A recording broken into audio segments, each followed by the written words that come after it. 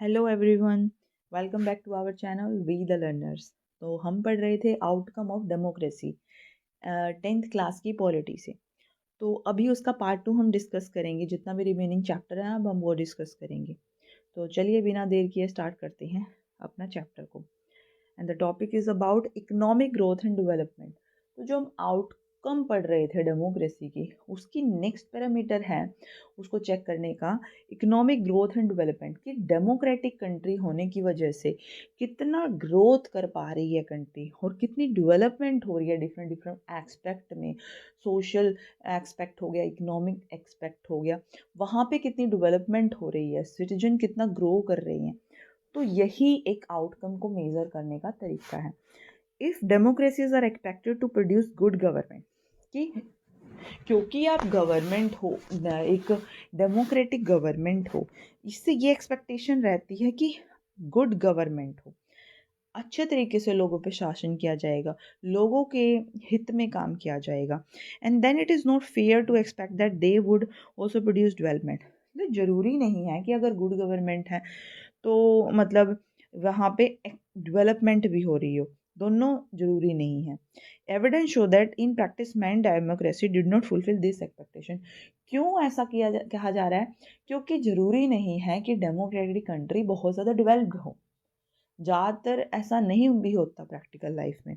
If you consider all the democracy, जितनी भी democracy हैं, जितनी भी डिक्टेटरशिप्स हैं, 50 ईयर फॉर द 50 ईयर्स उनका रिकॉर्ड अगर हम चेक करें 50 ईयर्स का, 1950 से लेकर 2000 तक का, डिक्टेटरशिप में higher rate of economic growth होती है।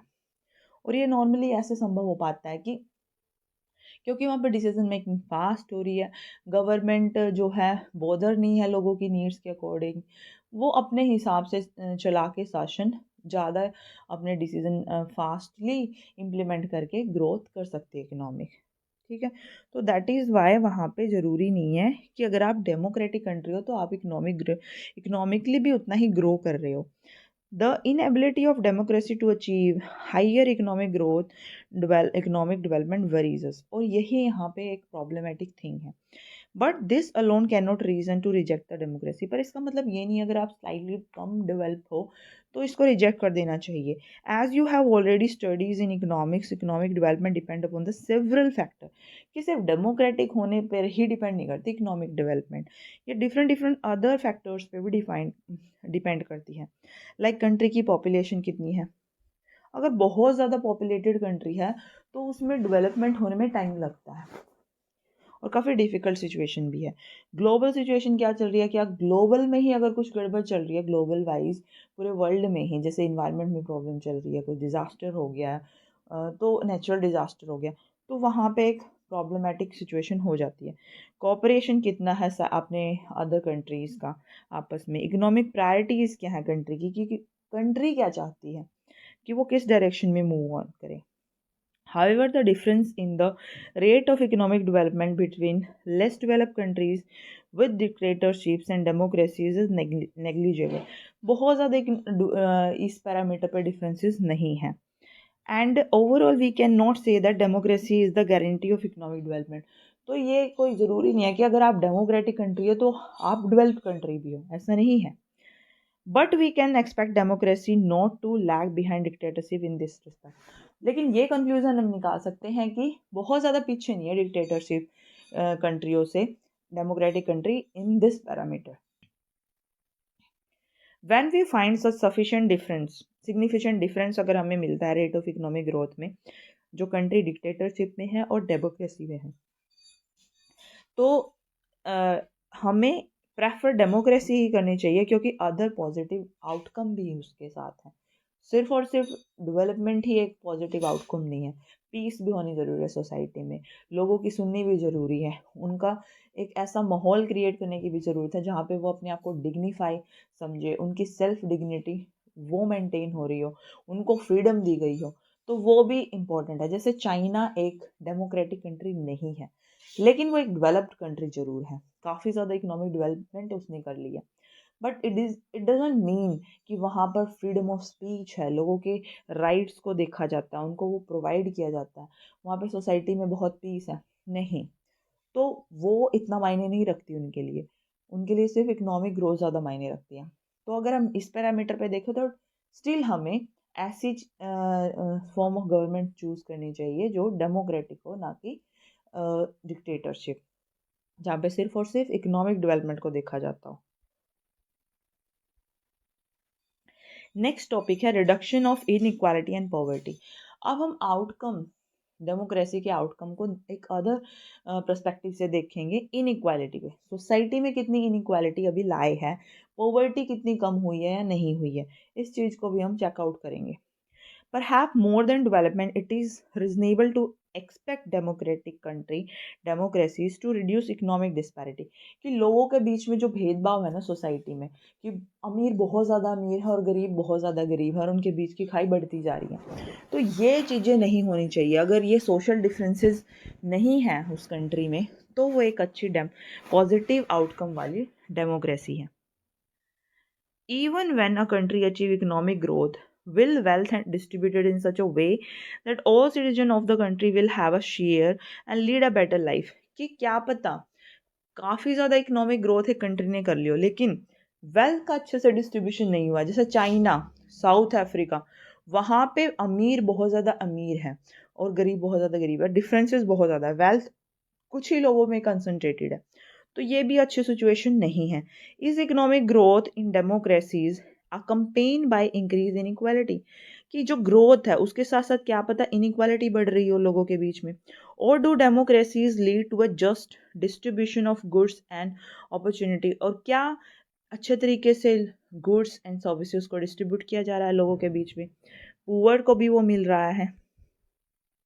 Democracies are based on the political equality. Democracy political equality पे बेस है कि सबको पॉलिटिकली सेम राइट है, वोट देने का, राइट टू इंफॉर्मेशन का, ऐसे ऐसे।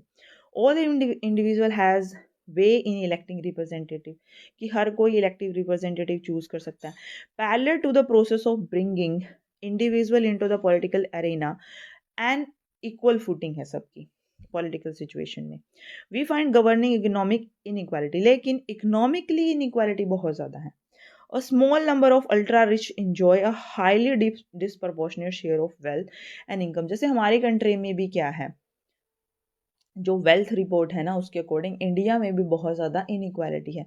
जो टॉप के 1% लोग हैं उनके पास 50% वेल्थ है एक तरीके से, जो कि सही नहीं है। Not only that, their share in total income जो है कंट्री की वो इंक्रीज हो रहा है, बढ़ रहा है, और गरीबों का कम होता जा रहा है टोटल इनकम ऑफ कंट्री में। That those at the bottom of the society में जो है very little to depend upon, उनके पास बहुत कम वेल्थ है। दे आर उनके और उनके इकोनॉमिकली वो सिक्योर नहीं है उनकी life. Their income have been declining, और उनकी इनकम जो है कम होती जा रही है। Sometime they find difficult to meet their basic need के, जैसे कि food need, clothing need, housing, education, health, वो भी फुलफिल नहीं कर पाते जो बेसिक नीड्स हैं।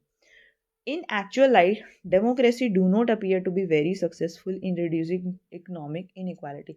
तो practical life में if you are a democratic country, it doesn't mean that social inequalities are lesser as compared to other country। ठीक है, जरूरी नहीं है ऐसा। In class 9th economic text book you have already study about the poverty in India. हमें पहले भी पढ़ा है पॉवर्टी के बारे में इंडिया की। The poor constitute a large proportion of our voter and no party will take those like to lose their vote. हमें पता है कि हमारी कंट्री में बहुत ज़्यादा प्रपोर्शन है पुअर वोटर्स का, और हर पार्टी ये चाहती है कि उनको उनका वोट मिल जाए। येट डेमोक्रेटिक इलेक्टेड गवर्नमेंट जो बनती है फिर भी उनकी क्वेश्चंस को एड्रेस करने के लिए इतना ज़्यादा बॉदर नहीं करती, और ना ही वो मतलब एक्सपेक्ट कर रही है हम उनसे। लोगों को ज़्यादा उम्मीदें भी नहीं है, कि वो सोचते हैं कि गरीब ही रहने के लिए हम पैदा हुए हैं। The situation is much worse in some other country. और कंट्री में तो और भी ज़्यादा वर्स है, सिचुएशन ख़राब है। Like in Bangladesh more than half of the population leaves in poverty. 50% से ज़्यादा पॉवर्टी में रह रहे हैं लोग बांग्लादेश में। People in several poor country are now depend on the rich country. उनके फूड सपोर्ट पे डिपेंड करते हैं, जैसे अफ्रीकन कंट्रीज़ हैं, लीबिया हो गया, अदर कंट्रीज़ हो गई, वहाँ पर जो है दूसरों की सहायता पे डिपेंड हो रहे हैं। अकोमोडेशन ऑफ सोशल डाइवर्सिटी, कि सोशल डाइवर्सिटी को कितना अकोमोडेट किया जा रहा है, उसको कितना टॉलरेट किया जा रहा है, कितना को टॉलरेशन है कंट्री में।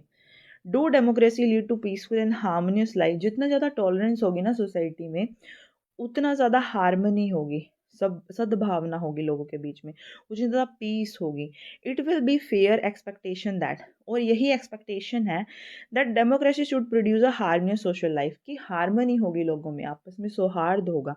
We have seen in the earlier chapter how democracy accommodate various division, कि डेमोक्रेटिक कंट्री में जो लोगों के बीच में डिवीज़न है, लाइक जैसे वो रिलीजन के बेसिस पे है या फिर सेक्स के बेसिस पे, वो डिवीज़न कम हो जाए। डेमोक्रेसीज में ऐसे बहुत सारे स्टेप लिए गए हैं कि ये डाइवर्जन, ये डिवीज़न जो है वो रिड्यूस हों। We saw in the first chapter how Belgium has successfully negotiated differences among ethnic population, जो डिफरेंट डिफरेंट एथनिसिटी के लोग थे उनमें कैसे पावर शेयरिंग की गई ताकि वो पीसफुल सोसाइटी क्रिएट की जा सके। और ऐसे ही हमारी कंट्री में भी रिजर्वेशन की प्रोसेस दी गई है, प्रोसीजर दिया गया है ताकि सभी को सत्ता में हाथ एक जगह मिले। Democracy is usually develop a procedure to conduct their competition, कि किस तरीके से कंपटीशन होगा कंट्री में। This reduces the possibility of this tensions exclusive and violent, कि जो डिवीज़न है, सोशल डिवीज़न है, डिस्पैरिटी है, उसको वायलेंट होने का फिर मौका नहीं मिलता, रिड्यूस हो जाती है tensions. No society can fully and permanently resolve conflict among different group. देखो बिल्कुल ज़ीरो कॉन्फ्लिक्ट तो नहीं हो सकता, कुछ ना कुछ कॉन्फ्लिक्ट तो होगा ही, बट उसको मिनिमाइज जरूर किया जा सकता है किसी भी डेमोक्रेटिक कंट्री में। We can certainly learn to respect this differences and we can also evolve mechanism to negotiate differences. हम सर्टनली लर्न कर सकते हैं, सीख सकते हैं कि we can also evolve mechanism negotiate the differences, कि ये जो डिफरेंसेस हैं उसको कैसे हम कम कर सकते हैं, उस मैकेनिज्म को इवॉल्व कर सकते हैं, बना सकते हैं। Democracy is the best suited to produce this outcome, और डेमोक्रेसी ही एक ऐसी चीज़ है, एक ऐसी गवर्नमेंट है जहाँ पर ये चीज़ें कम करने के ज़्यादा चांसेस हैं। नॉन डेमोक्रेटिक रिजीम में often turn blind eye to suppress internal social differences. जैसे पाकिस्तान है, वहाँ पे जो डिफरेंसेस हैं, मेजॉरिटीज़, जैसे वहाँ पे हिंदूज़ भी रहते हैं, मिनॉरिटी हिंदूज़ भी हैं, उनको सप्रेस किया जाता है, दबाया जाता है, उनकी डिमांड को देखा नहीं जाता, तो आंख बंद कर ली जाती है उसके लिए। तो ability to handle social differences, divisions and conflict is this definite plus point of democratic regime. तो ये चीज़ें डेमोक्रेटिक कंट्री में बेटर होती हैं कि लोगों की सुनी जाती है, डिफरेंसेस को एड्रेस किया जाता है, उनको इक्वली फुटेज पे रखा जाता है। तो यहाँ पे एक प्लस पॉइंट है डेमोक्रेटिक कंट्रीज का। But the example of Sri Lanka remind us that democracy must fulfil two condition in order to achieve this outcome. तो श्रीलंका की सिचुएशन को देख के ऐसा लगता है कि थोड़ा सा केयरफुल होना चाहिए इसको। दो मतलब अगर हमें कोई ये आउटकम चाहिए तो कुछ हमें कंडीशन फॉलो करनी पड़ेंगी। वो कंडीशन क्या है? It is necessary to understand that democracy is not simply rule by majority opinion. ये नहीं है कि सिर्फ मेजॉरिटी की ही चलेगी, दूसरी एथनिसिटी के जो लोग हैं उनकी जो व्यूज़ हैं, उनका जो इंटरेस्ट है उसको इग्नोर कर दिया जाएगा। ये गलत है। The majority always need to work with the minority so that the government function to represent the general views, कि इंटायर पब्लिक के व्यूज़ को रिप्रेजेंट करने के लिए माइनॉरिटी और मेजॉरिटी को साथ मिलकर डिसीजन लेना पड़ेगा। ठीक, क्योंकि दोनों के व्यू परमानेंट नहीं होते। It is also necessary that rule by the majority does not become rule by majority community in terms of religion, race, linguistic group. कि अगर रूल बाय मेजॉरिटी का मतलब ये नहीं है कि हर टर्म में, चाहे वो रिलीजन के टर्म में या लिंग्विस्टिक ग्रुप के रूप में हो, उन्हीं की हर चीज़ में चले।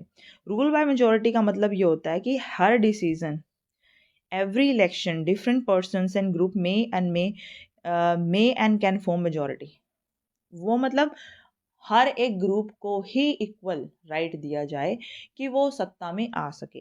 Democracy remain democracy only as long as every citizen has the chances of being in majority at some point of time, कि कभी ना कभी हर एक ग्रुप ऑफ पीपल को चांस दिया जाए मेजॉरिटी में आने का, डिसीजन लेने का, डिसीजन मेकिंग में पार्टिसिपेट करने का। If some is board from the being in majority, की किसी को मेजॉरिटी का पार्ट होने से रोका जा रहा है on the basis of birth, उसके बर्थ के बेस पे, then the democratic rules cease to be accommodative for that person और ग्रुप।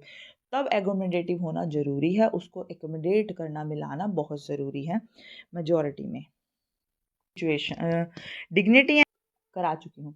तो अगर and freedom of the citizen, कि जो सिटीजन्स हैं उनको कितनी फ्रीडम है कोई भी काम करने की, बोलने की, रहने की, कोई भी ऑक्यूपेशन को फॉलो करने की, और फ्रीडम कितनी है, और डिग्निटी, उनमें सेल्फ रिस्पेक्ट की भावना कितनी ज़्यादा है, अपने आप को वो कितना वर्थी समझते हैं, कंट्री में अपने आप की अहमियत क्या देखते हैं, अपना रोल क्या देखते हैं कंट्री में, ये आउटकम भी इम्पॉर्टेंट मानी जाती है। Democracy stand much superior to any other form of government in promoting dignity and freedom of individual। Democratic country में इन सिद्धांतों को काफ़ी ज़्यादा प्रायोरिटी पे रखा जाता है as compare to other form of government.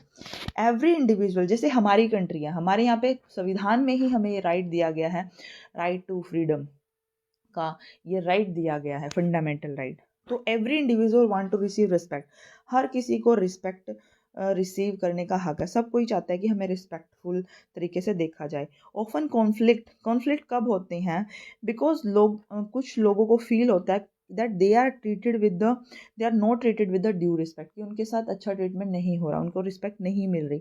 The passion for respect and freedom are the basis of democracy. और यही रिस्पेक्ट के लिए जो लोग हैं, फ्रीडम और रिस्पेक्ट के लिए जो लोग लड़ रहे हैं, यही बेस है डेमोक्रेसी का, कि डेमोक्रेसी में सबको रिस्पेक्ट गेन करने का अधिकार है। Democracies throughout the world have recognise this at least in the principle. सैद्धांतिक रूप से भी डेमोक्रेसीज में ये रिकॉग्नाइज किया गया है कि हर किसी को रिस्पेक्ट लेने का अधिकार है। This has been achieved in various degree in various democracies.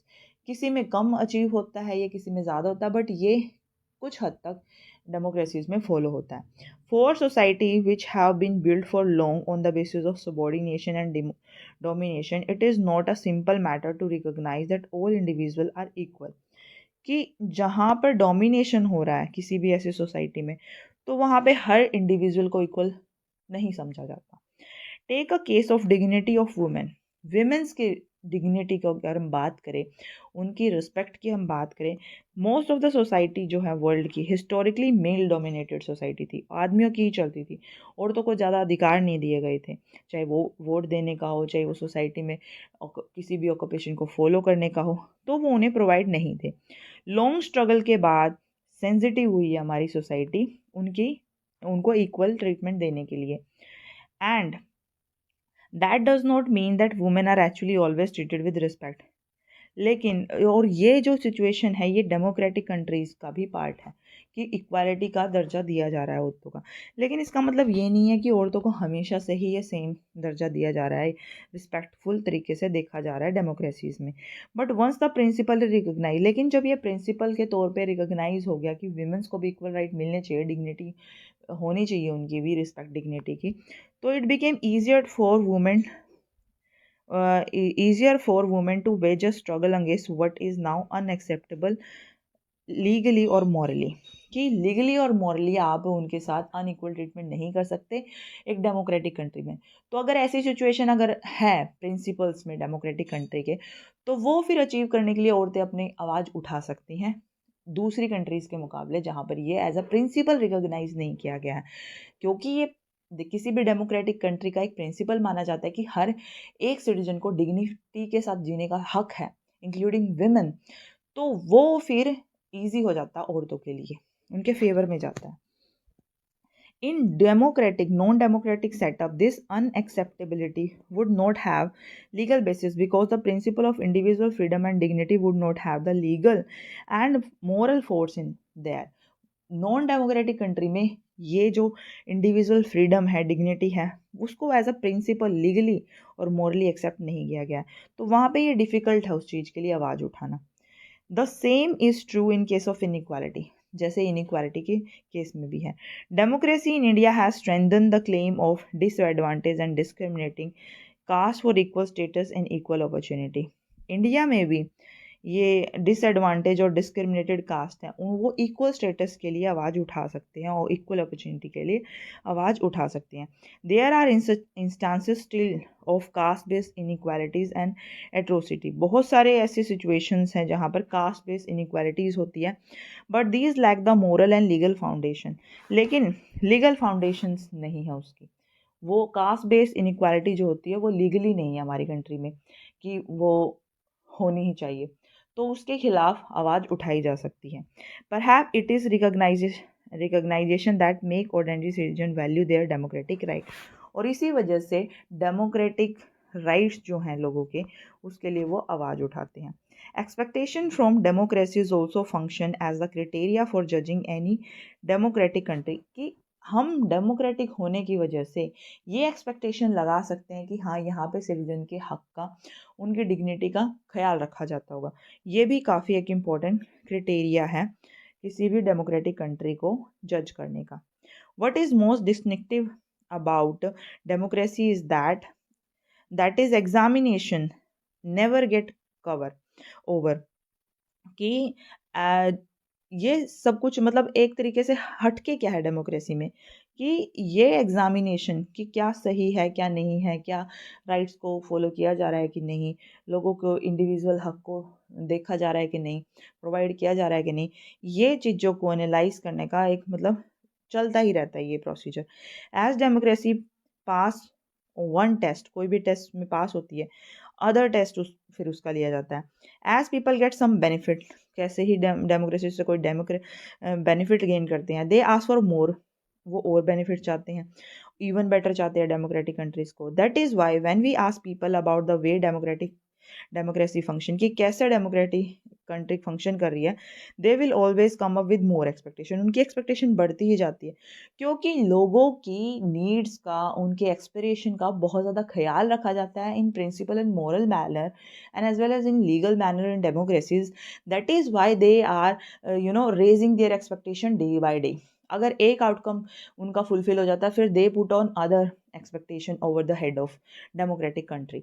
So that is why the expectations are never ending in the democratic country.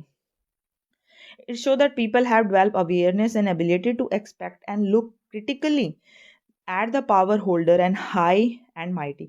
मतलब अब लोगों की एक्सपेक्टेशन बढ़ गई है और वो हर डिसीजन को क्रिटिकली एनालाइज करते हैं जो हायर अथॉरिटीज़ हैं उनके फेवर में क्या कर रही हैं।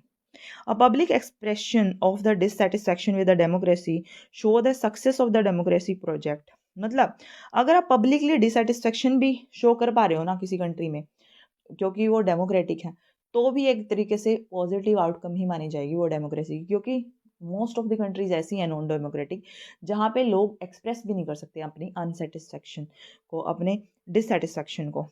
ठीक है, तो the success of democratic project in transform people from the status of subject into that of citizen.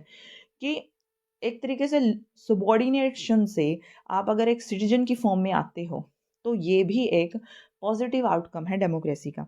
Most individual today believe that their vote make a difference to the way the government is run and to their own self interest. अब लोगों का ये believe बढ़ रहा है कि उनका vote matter करता है, उनका वोट से कंट्री में चेंज आ सकता है और उनके सेल्फ इंटरेस्ट के लिए वो उनका वोट काम कर रहा है।